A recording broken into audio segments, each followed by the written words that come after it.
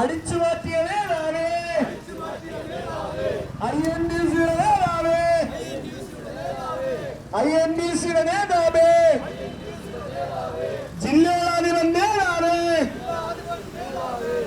ഈ സർക്കാരിന്റെ ഒരുപാട് നിയന്ത്രണങ്ങളുണ്ട്. ഈ വേനൽക്കാലത്ത് പരിപാടികൾ നടത്തുന്നതിന്, പ്രത്യേകിച്ച് ഈ സമയത്ത് നടത്തുന്നതിന് ഒട്ടേറെ നിയന്ത്രണങ്ങൾ ഉള്ളതുകൊണ്ട് വളരെ കുറച്ച് ആളുകളെ മാത്രമാണ് നമുക്ക് ഇതിൽ പങ്കെടുപ്പിക്കുവാൻ നമ്മൾ ഉദ്ദേശിച്ചതും അതനുസരിച്ചിട്ടാണ് പരിപാടികൾ സംഘടിപ്പിച്ചിട്ടുള്ളത്.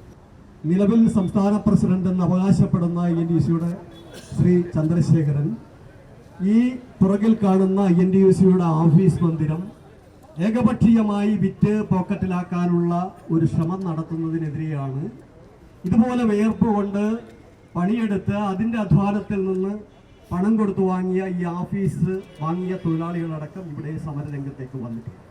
ഈ രാജ്യങ്ങളുടെ ഏറ്റവും വലിയ അഴിമതിയും കൈക്കൂലിയും ഇടം പേറി നിൽക്കുന്ന ഒരു ഓഫീസാണ് INDC-യുടെ സംസ്ഥാന ഓഫീസ് എന്ന് പറയുന്ന നമ്മുടെ മുമ്പിലുള്ള ഈ ഓഫീസ്.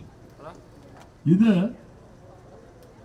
1 കോടി രൂപയ്ക്ക് വിലയ്ക്ക് വാങ്ങിക്കുന്നു എന്ന് പറഞ്ഞ് 40 ലക്ഷം രൂപയ്ക്ക് വിലയ്ക്ക് വാങ്ങിച്ചിട്ട് 8.5 കോടി രൂപ INDC-യിൽ നിന്ന് പിരിച്ചു. അത് കൂടാതെയും പിരിച്ചു. ഓരോ ആളുകൾക്കും നേതാവാവണമെങ്കിൽ നീ ഇത്ര രൂപ തരണം എന്ന് പറഞ്ഞാണ് പിരിവ്. അങ്ങനെ പല ആളുകൾ കൊടുത്തു.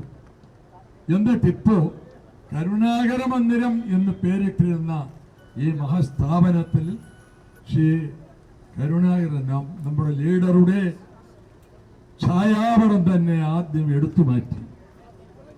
അതുപോലെ അദ്ദേഹത്തിന്റെ സന്ദേശങ്ങളും എടുത്തു മാറ്റി.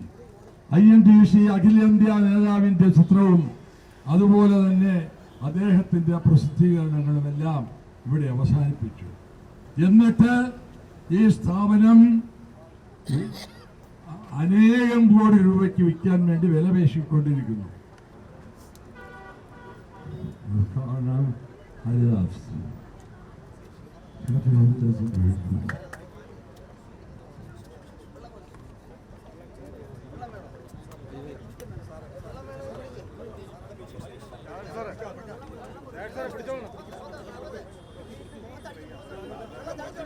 ചേട്ടാ ഒന്ന് മാറും.